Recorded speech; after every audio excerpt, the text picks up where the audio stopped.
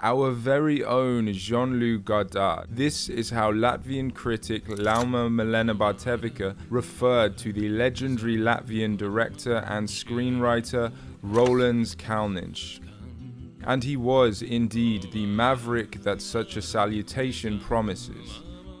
In Masculine Feminine, Godard famously coined the phrase the, quote, children of Marx and Coca-Cola, a phrase which could also be used to describe the colourful, popular and ideologically oppositional cinema of Kalniņš, one of the most important Latvians to ever stand behind a camera. He was a contemporary of both Jean-Luc Godard and Federico Fellini, leaders in the French and Italian new waves that renegotiated the cinema conventions of the 1960s.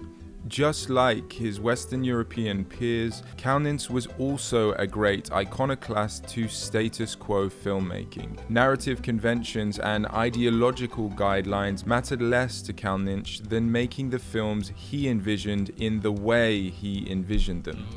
Four White Shirts, or Breathe Deeply as the census title had it, would represent his greatest mark on Latvian cinema. It's also the only film from Latvia to ever compete in the classics section at the Cannes Film Festival. The ensuing drama between the youthful, arrogant and targeted artist and the more supposedly culturally refined critic and censor almost preempts the film's real-life antagonistic relationship with the Soviet authorities. The film, in a rejection of narrative tightness, ends with an ambiguity reminiscent of classic French New Wave titles like François Truffaut's The 400 Blows. A strong thread in Kalniņš's filmography is his unimpeachable fondness for popular music. Songs play frequently and loudly in his fictional worlds. The music of Four White Shirts was written by the famous Latvian composer Rolands Kalniņš, adding another famous Kalniņš to the list of possible reference for the protagonist's name. The songs became household anthems for many Latvians via performances by the progressive rock band Menuets, with whom Rolands Kalniņš collaborated. When the film was finally shown to the public in the 1980s, the audiences were already familiar with the songs, helping fast-track Four White Shirts' ascent to the status of a classic. The political musicality of the so-called singing revolution, by which the Baltic states regained independence from the Soviet Union, is anticipated in the cinema of Kalniņš. We can also feel something of a statement in the choice of Cezar Kalniņš's profession, laying telephone lines, because just as with his music, he spends his professional hours connecting Latvians to the world.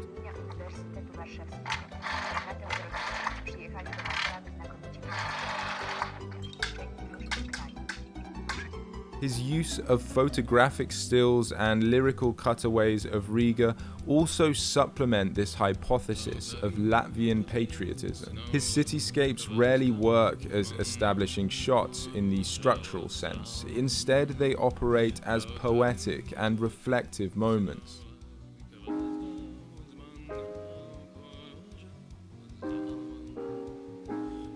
The Riga of old was a city his camera would suggest he dreamed of.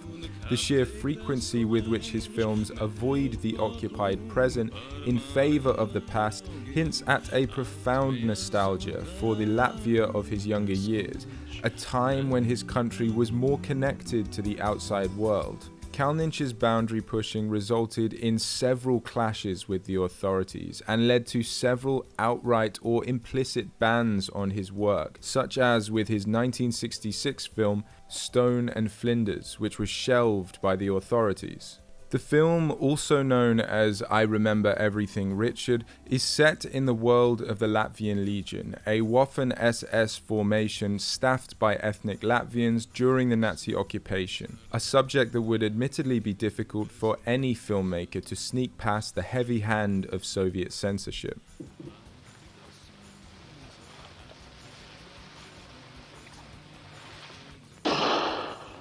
Four White Shirts was scheduled to have a screening for high-ranking party officials in Leningrad, but it was abruptly cancelled and the film shelved indefinitely. Kalniņš later described it as having the film, quote, disappeared from both the world and his own filmography.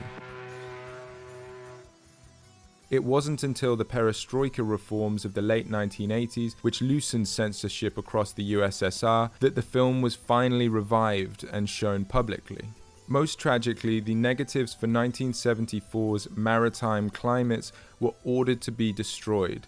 Today, only 34 minutes of the comedy remains. What survived, though, is borderline experimental cinematography that has more in common with Dziga Vertov than anything else coming out of Soviet cinema in the 1970s.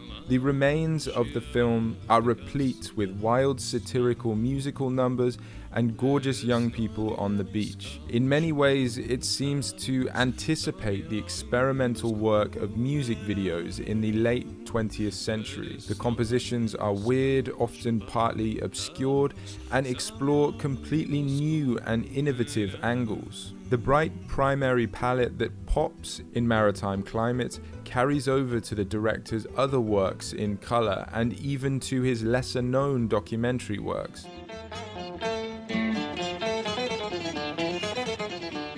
Kalniņš didn't confront the system head-on. He wasn't a loud dissonant or a provocateur in the traditional sense. More than anything, he simply kept making the films he believed in, quietly, stubbornly, and even when they were censored, shelved, or seemingly erased from existence. Crucially and persistently, his work cherished the idea of a Latvia that existed outside of the shadow of Soviet power.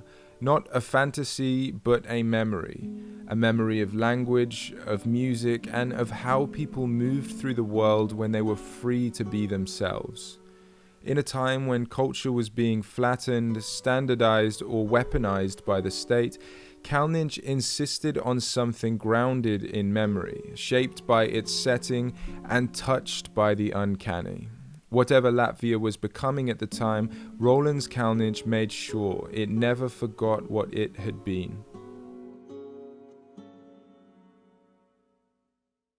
Four White Shirt is available now to stream for free on Klassiki as part of our 7-day free trial. Follow the link in the description to watch now or to explore our wider collection of Latvian and Baltic titles amidst our full library of Eastern European cinema.